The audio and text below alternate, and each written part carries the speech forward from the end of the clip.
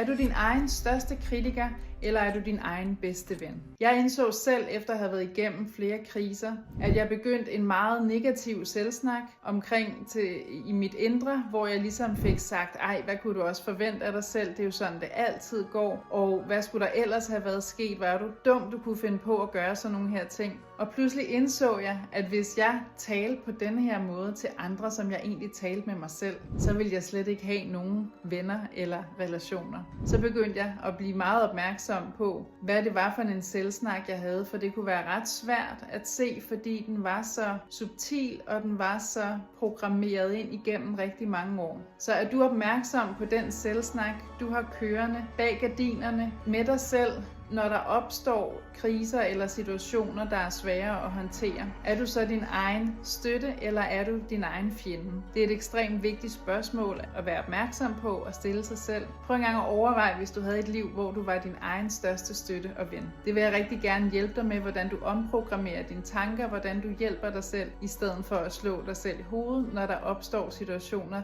som vi ikke lige får håndteret, som de skulle. Så er der stadig masser af læring, og der er mulighed for at ændre det til næste gang. Ha' en rigtig god dag herfra.